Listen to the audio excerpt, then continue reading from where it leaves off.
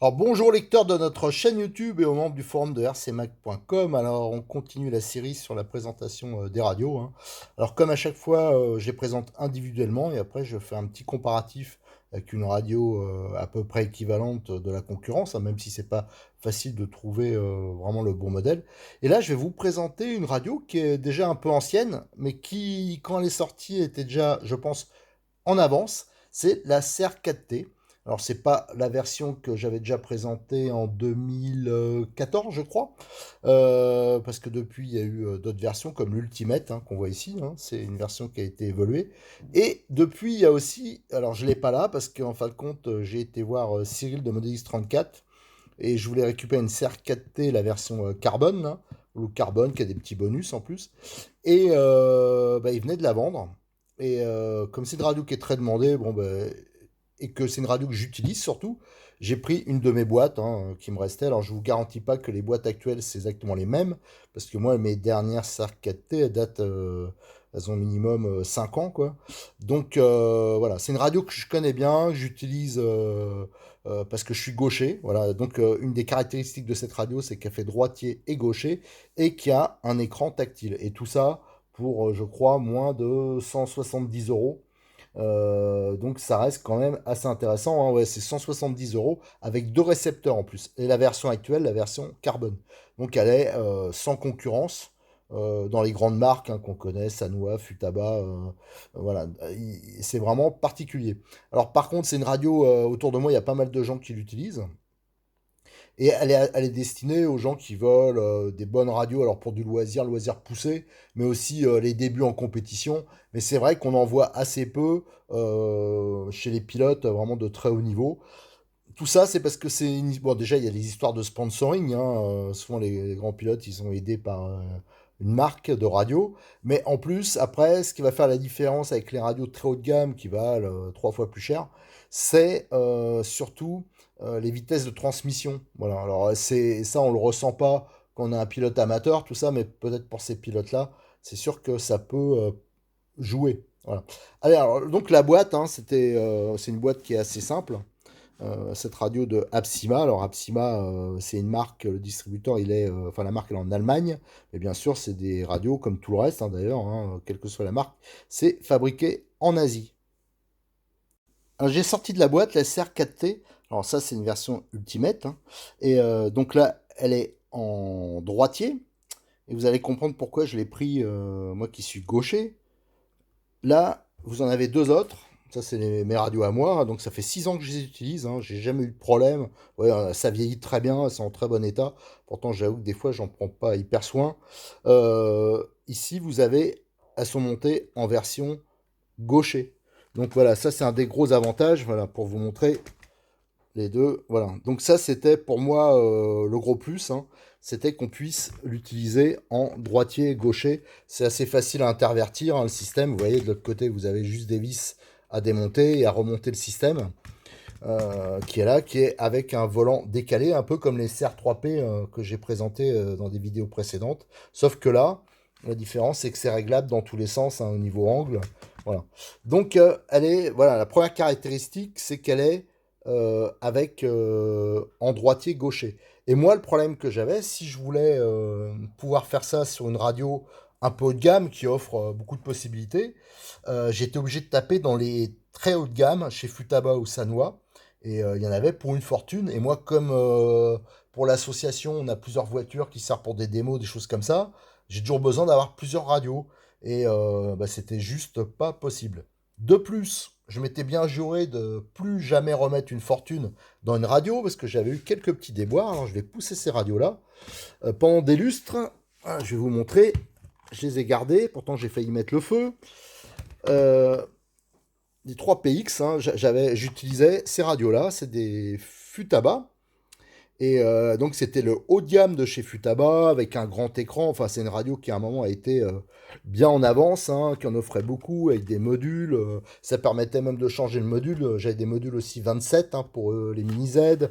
Voilà, donc ça c'est des radios que j'ai utilisées pendant pas mal de temps. Mais j'ai été pas mal emmerdé. C'est des radios qui valaient une fortune, notamment tout ce qui est potard ici. Voilà, alors celle-là par exemple, de toute façon elles sont toutes niquées. Il n'y en a aucune qui marche. Là par exemple le potard ici il marche plus que d'un côté. J'ai la même chose ici. J'en ai une, l'écran est tombé en panne. Enfin voilà, ça a été. J'ai eu quand même. J'ai été pas embêté pendant 2 ans. Et après ça a commencé à se dégrader. J'en avais 3 radios comme ça, on m'en avait filé une. Je l'ai envoyé en SAV, ça a été une catastrophe. J'ai payé cher et ça marchait pas. Alors, j'ai dit alors plus jamais.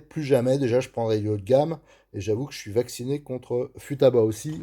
Là, j'étais quand même assez fâché, surtout qu'ils ont été quand même bêtes parce que à l'époque, bah, disons, on faisait beaucoup d'essais sur RC Mag, des trucs comme ça. Ils savaient que c'était moi, ils auraient pu faire un peu gaffe s'ils avaient été un peu malins, ça aurait évité quand même d'avoir après de mauvais retours. Mais bon, voilà. Donc, hop, ça, je zappe, je les garde en collection, mais je veux plus en entendre parler. Donc après, c'est en 2000, je crois, 2013, 2014, j'ai eu l'occasion de passer sur ces radios-là. Donc c'était cette version ici. Ouais, vous aviez la première version, c'est celle-ci. Alors de look, même les boutons, tout ça, on s'en aperçoit pas, hein, la différence entre la version 1 et la version Ultimate. Voilà, il y a juste un petit, c'est marqué quelque part. Je cherche. Hop, hop, hop. Ultimate, voilà. Ici, c'est marqué Ultimate. Voilà, donc c'était plutôt le contraire. Celle qui est marquée en rouge comme ça, c'était les versions les plus récentes. Et celle qui est comme ça, c'est les toutes premières versions. Alors, les toutes premières versions, ça a duré peut-être un an et rapidement, ils ont sorti la version Ultimate. Et la grosse différence, il y avait deux, trois petits changements hein, dans le programme, mais c'était surtout, il donnait qu'il y avait une vitesse de transmission qui était plus rapide. Alors comme j'ai les deux radios, je vous avoue que j'ai jamais vu trop la différence, hein. C'est vraiment sur des petites choses, hein. C'est assez fin comme sensation, sûrement. J'ai ouvert la boîte, alors j'ai un peu déballé, hein, parce que c'est une radio à moi, celle-ci, donc que je vais pas tarder à utiliser, que j'avais mis un peu de côté, parce qu'à un moment, elles étaient vraiment à des super prix. On a eu l'occasion d'en avoir, surtout les Ultimates. Je pense que c'était avant qu'ils sortent la version carbone. Enfin bon, bah, j'avais pris une radio d'avance, et donc elle est livrée pour ce prix-là, hein, pour 170 euros. Le gros truc, c'est qu'il y a deux récepteurs dedans. Et surtout, d'origine, elle est livrée avec toute la télémétrie. Je pense que c'est assez unique. Alors par contre, la notice, elle est sur ce petit disque. Alors est-ce que ça a changé avec les dernières versions? Je sais pas, mais en tout cas la notice, elle est sur le disque. Donc si vous voulez, soit faut l'imprimer, ou soit faut regarder sur RC Mag. Après on va aller sur RC Mag et je vous montrerai le sujet qui est énorme sur cette radio et où il y a plein d'infos, notamment Guillaume Vray qui vient donner des trucs, des astuces sur la radio pour la programmation, pour améliorer. Enfin il y a plein de choses. C'est vraiment le sujet le plus complet, je pense, qu'on peut trouver sur une radio. Moi, ce que j'apprécie, c'est que, voilà, j'en parle souvent sur les trucs, c'est les poignées. Donc, il y a une poignée, un grip, et là, il y en a deux qui sont livrés. Il y a celui qui est livré d'origine sur la radio, et il y en a un second. Alors, je sais pas si celui-là, c'est le fin ou la large, je vois pas bien. Mais il y a deux grips selon la taille de la main, donc ça permet d'adapter l'ergonomie. Qu'est-ce qu'on a d'autre? On a ici, on a un câble. Alors, est-ce que j'avoue, j'ai jamais utilisé. Alors, je sais pas si c'est USB, il y a le micro USB dessus. C'est pour peut-être faire des mises à jour, mais aussi sûrement pour des jeux, parce que ça, j'en ai vu qu'ils l'utilisaient pour des jeux. Alors, à voir, j'avoue que je m'en suis jamais trop intéressé. Il y a deux récepteurs. Alors, c'est ces récepteurs-là, quand ils sont sortis, ils étaient censés être plus rapides et surtout un peu protégés de l'eau. Et je crois qu'ils acceptent les batteries LiPo. Là, on le voit bien, hein, de 4,8 à 7,4 volts. Alors ça, c'était vraiment aussi un progrès. C'était une demande hein, de la clientèle. Quand on a commencé à présenter cette radio, la première version, tout de suite, il y en a pas mal qui ont parlé justement des accus LiPo. Donc là, c'est pour ça peut-être qu'ils avaient sorti cette évolution. Et sur le côté, ici, vous avez un petit caoutchouc. Je le présenterai plus en détail, hein, le récepteur. Mais ça, c'est pour brancher tout ce qui est télémétrie. Et le gros truc, c'est que là, vous voyez, le deuxième récepteur, là, j'avais déballé, hein, normalement, c'est emballé nickel. Et là, on a tout ce qui est télémétrie. Alors là, vous avez la télémétrie pour la tension. Voilà, donc tout ça, on peut le brancher sur la voiture. Et c'est pas une option. Il y a beaucoup de marques, c'est une option et ça vaut assez cher. Alors moi, comme j'utilisais en compétition, ben, j'ai jamais utilisé ça. Mais à savoir, par contre, que vous avez sur l'écran de la radio, vous avez la tension, sans brancher tout ça, vous avez la tension de la batterie de réception. Donc ça, c'est assez sympa aussi, c'est un petit plus par rapport à beaucoup de radios. Voilà, là vous avez l'autre télémétrie, ça c'est pour la vitesse, donc il y a un capteur optique. Donc on peut afficher la vitesse de la voiture sur l'écran. Et la dernière module de télémétrie, c'est pour la température, c'est-à-dire qu'on peut mettre une sonde, par exemple sur le moteur, hein, en brushless, on met une sonde et ça permet de vérifier qu'on n'est pas en surchauffe, hein. Donc ça, c'est quand même hyper sympa. Alors bien sûr, ça, c'est surtout pour le loisir, hein, parce que, ou alors la compétition non officielle, parce que je crois que la télémétrie, c'est plus ou moins, enfin c'est même normalement euh, interdit. Je dis peut-être des bêtises, mais sur certains points, je crois que c'est pas trop autorisé. Et de toute façon, même si c'est autorisé, généralement on n'embarque pas du poids supplémentaire en compétition. Et ici, on a, bon, ça c'est les tubes d'antenne, ils livrent, vous avez pour le branchement de la télémétrie, vous voyez cette partie, ça se branche sur le récepteur. Ici, c'est pour synchroniser le récepteur et l'émetteur. Voilà, voilà ce qu'on trouve dans la radio. Alors, vous voyez, il y a quand même pas mal de choses d'origine pour le prix, hein. Moi, je connais pas d'autres marques importantes, hein, parce que Absima, maintenant, c'est une marque importante. C'est énormément de ventes, hein. En France, c'est devenu vraiment très important. À l'étranger, je sais pas, mais notamment avec les radios comme la CR3P, qui est une radio qui est super bon marché et qui est pareil vendue. Ils ont une politique. Beaucoup de radios, ils les vendent avec deux récepteurs. Il y a la possibilité de les avoir comme ça, et c'est quand même hyper pratique. Alors, je suis allé voir sur le forum de RCMag, hein, on est sur le forum de rcmag.com, et il y a un sujet, il y a une rubrique qui s'appelle les articles divers de RCMag, hein, mais il y a aussi dans les radios, et il y avait la présentation, donc c'était en 2014, de cette CR4T, première version, et vous avez 20 pages, vous multipliez par 50 sujets à chaque fois, par page, vous voyez, il y a un énorme truc avec la présentation, vous avez notamment toute la notice, voilà, que j'ai, voilà, comme ça vous n'avez pas à l'extraire du disque, hein, elle est déjà là, toute la notice, et vous avez 50 pages. Alors 50 pages, alors à savoir qu'il y a les piles, ça je ne l'ai pas dans ma truc, mais normalement c'est livré avec les batteries, et sur ces 50 pages, vous voyez, les derniers sujets, ils sont assez récents. C'est beaucoup d'astuces, des tutos. Alors là, bon, je suis peut-être pas là, je suis sur la dernière page, mais vous voyez, qui était du 28 août. Vous voyez, donc c'est une radio qui est toujours, que ça vit encore le sujet. Et il y a énormément des tutos. Alors voilà, des explications sur les différents récepteurs, sur le branchement des capteurs, ce qu'on peut monter ou pas. Enfin, il y a énormément de choses. Donc je vous invite, si vous êtes intéressé par cette radio, consultez bien ce sujet, regardez bien les 20 pages. Surtout qu'il y a vraiment, voilà, par exemple ici, ça parle, il y a un tuto qui a été fait par Absima France, hein, par euh, Guillaume Vray, et qui explique comment on fait, alors là c'est peut-être pas le cas, mais comment on fait pour tout ce qui est mixage, pour paramétrer les boutons, pour voilà, parce qu'il y a quelques petites subtilités. Vous voyez, il y a plein de sujets comme ça qui sont vraiment très bien expliqués. Vous voyez, Absima France, voilà, et qui donne toutes les explications. Et normalement, il y a des photos qui ont disparu apparemment. Mais ça, c'est vraiment important et c'est vraiment un gros plus, hein. Je pense que c'est quasiment la seule radio où il y a un suivi comme ça. Ah, tiens, en regardant justement, je suis tombé toujours ce sujet, hein. Fin 2019, il y a Guillaume Vray qui présentait la version carbone. Voilà, donc il y a une déco carbone et surtout, c'est toujours livré avec deux récepteurs. Voilà, avec son écran tactile, voilà, les récepteurs qui vont bien. Voilà, tout ça, c'est des choses que vous pouvez découvrir sur le forum. Et maintenant, on va regarder les autres caractéristiques, hein. Alors, bien sûr, on avait parlé du grip, hein, qui est donc interchangeable. Pour moi, c'est un gros plus. C'est une vraie radio de gaucher, ça veut dire que non seulement c'est interchangeable droite-gauche, mais en plus, les boutons, vous voyez, qui sont assez nombreux, on les retrouve des deux côtés. Moi, j'ai déjà vu des radios, je me rappelle plus quelle marque c'était. Les boutons, ils restaient que d'un côté, le côté droitier. Bon, donc là, c'est pas le cas. On retrouve plein de boutons qui sont paramétrables, hein. Donc vous en avez un ici, vous avez deux molettes, c'est assez rare. Il y a même un bouton ici. Donc vous voyez, il y a de quoi faire. Il y en a en dessous, il y en a au-dessus. Là, il y en a quatre potards.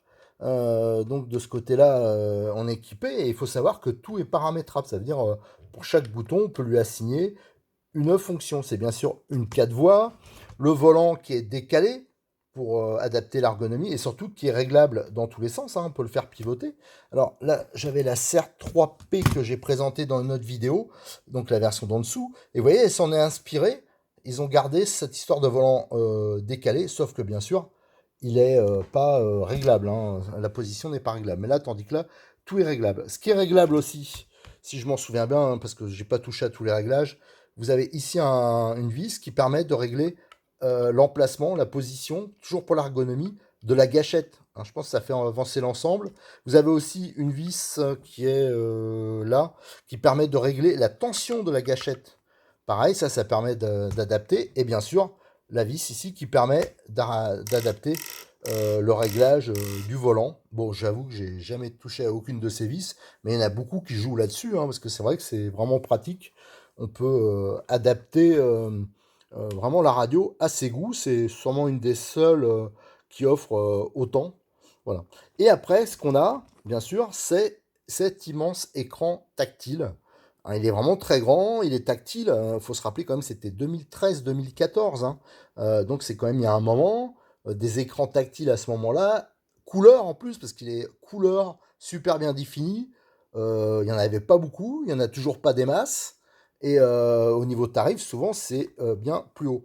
Et bien sûr, écran tactile, on retrouve un petit stylet ici, qui est assez pratique parce que c'est un tactile qui est assez peu réactif quand même. Bon, d'un côté, c'est tant mieux parce qu'autrement, il y aurait pas mal de fausses manœuvres, qu'on a les doigts sales sur un terrain, tout ça.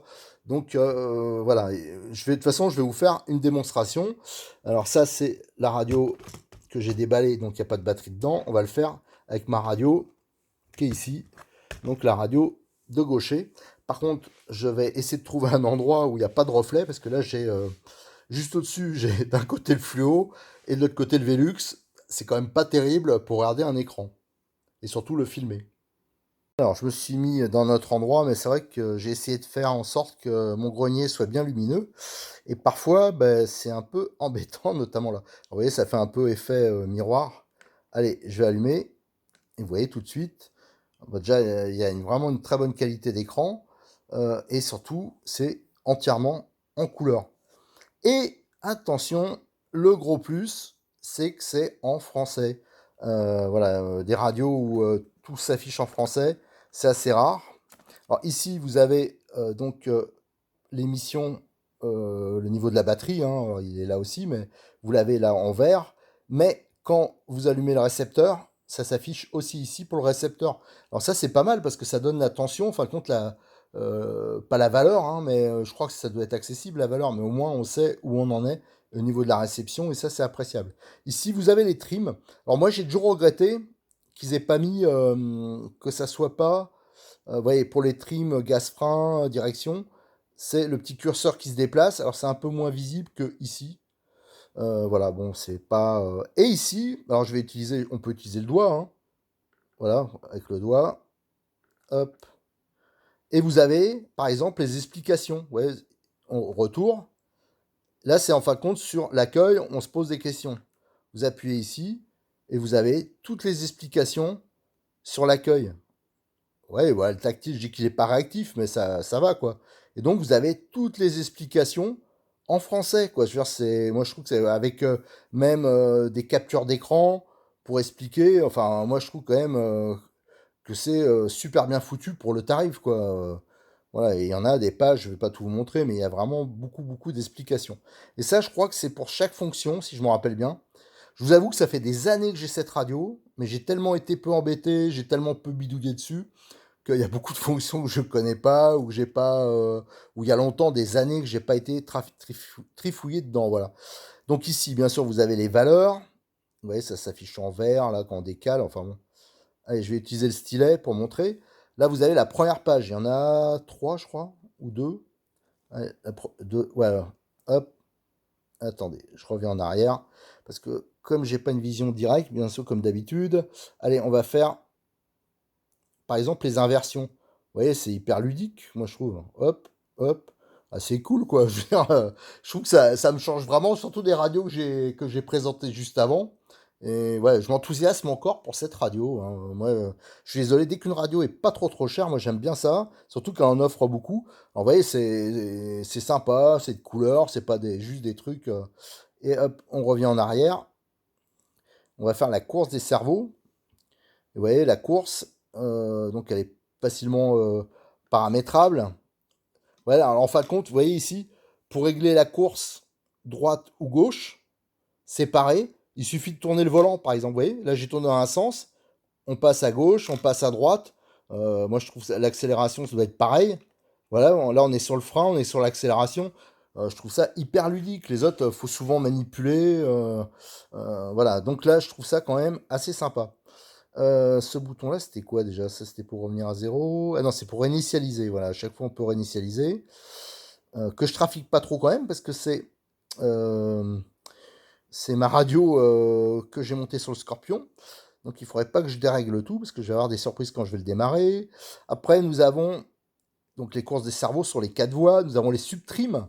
Donc là, ça permet d'ajuster. Ça, c'est un réglage qui est hyper important et qui est souvent oublié par pas mal de monde, hein, surtout les débutants. Quand on met un cerveau d'une autre marque, ou même façon, des fois, c'est la même marque, quand on le monte, souvent, quand on monte le palonnier notamment, c'est pas droit. C'est pas. Voilà. Donc pour le centrer, sans décaler, sans jouer sur le trim, en fin de compte, hein, on peut jouer sur les subtrims. Voilà, ça permet de réaligner vraiment toutes les tringleries, les commandes. Et après, voilà, quand on va jouer avec le trim ou avec les réglages de débattement, il n'y aura pas de décalage, voilà, il n'y aura pas de différence de débattement entre droite et à gauche. Et surtout, les tringleries, elles seront parfaites, quoi. On va pas devoir compenser d'une façon qui va jouer sur la tenue de route. Là, c'est quand même une fonction qui est importante. Le subtrim, les exponentiels, hop, vous voyez l'exponentiel, d'ailleurs, là il y en avait un peu, je vais le supprimer parce que moi j'aime pas trop l'exponentiel. Tac. Alors je pense que c'est comme ça, vous voyez, c'est hyper ludique. Moi ça fait des années que j'ai pas touché à ces réglages. Et il y a une molette virtuelle. Oui, quand même, c'est une radio qui est sortie en 2014. Et moi je trouve que. Est-ce que ça reste? Je vais regarder un truc.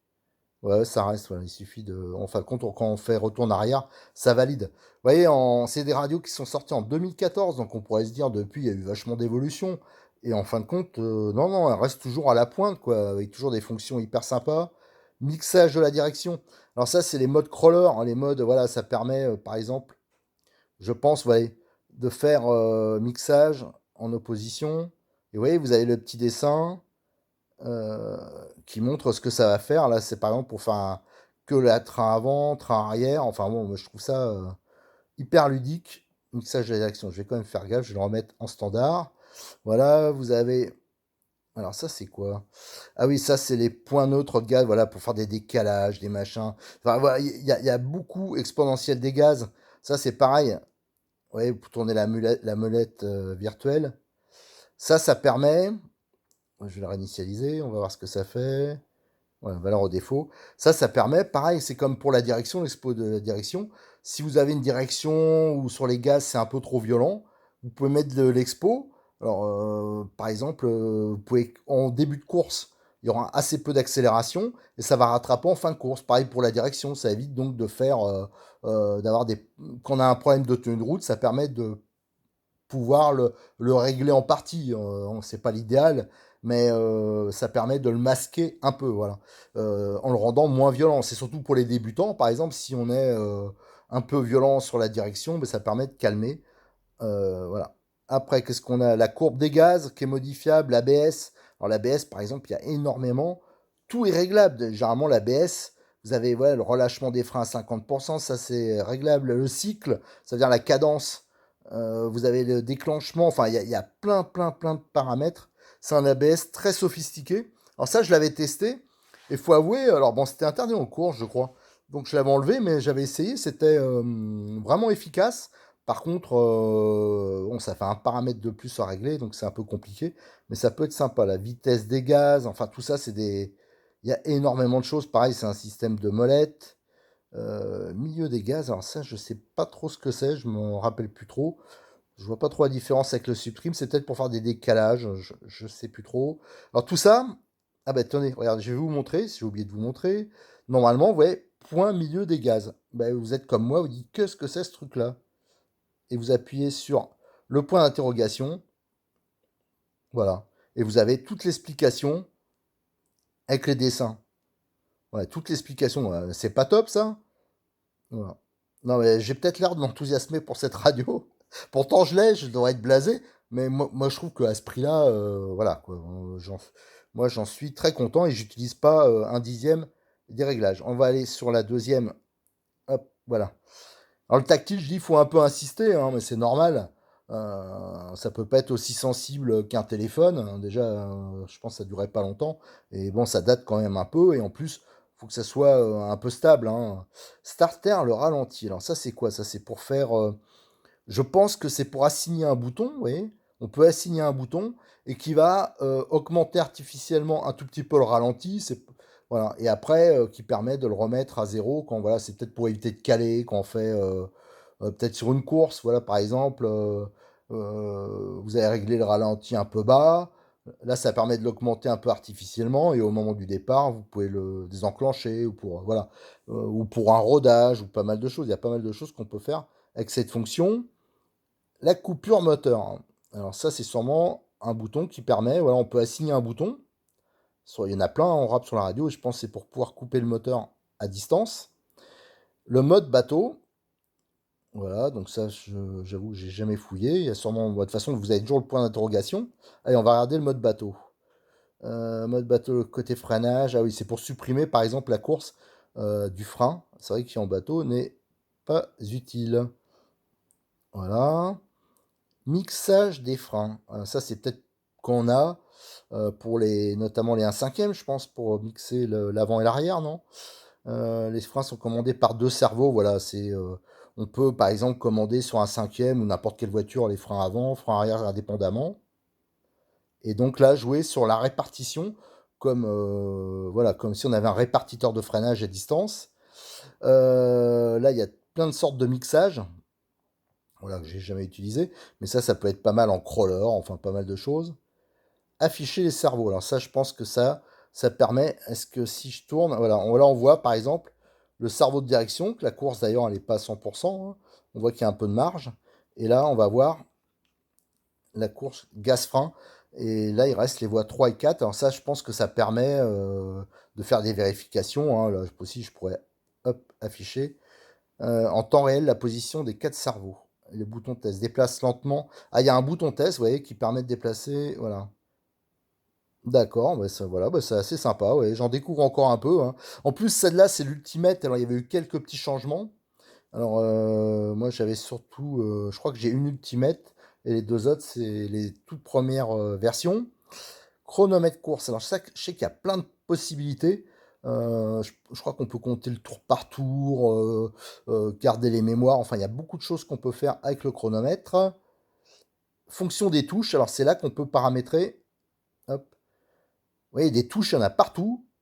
Et chacune, on peut lui assigner une fonction. Voilà.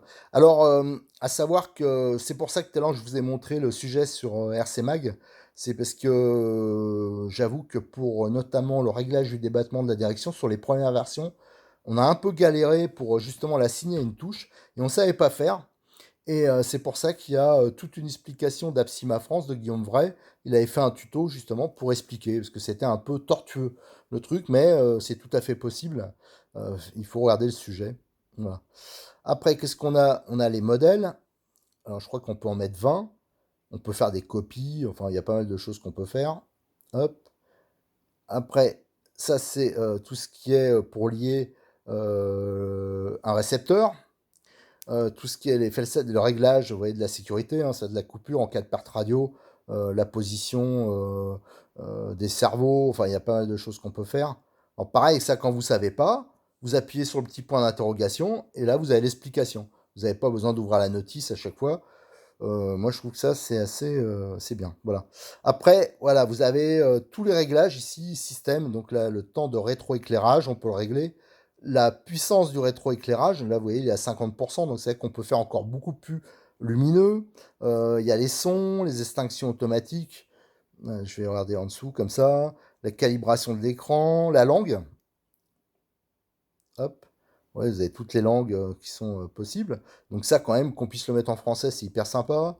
La mise à jour du logiciel, alors ça, apparemment, il y en a qui l'avaient fait. Faut surtout pas le faire.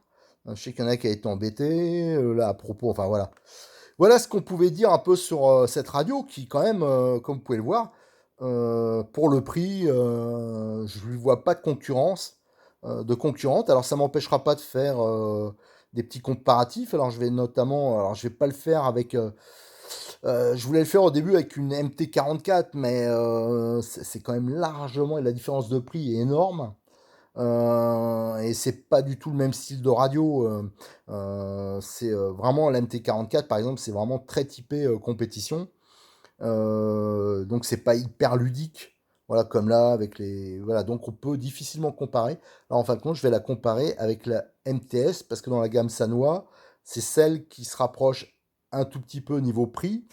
Mais bon, c'est vrai qu'il y a beaucoup de choses.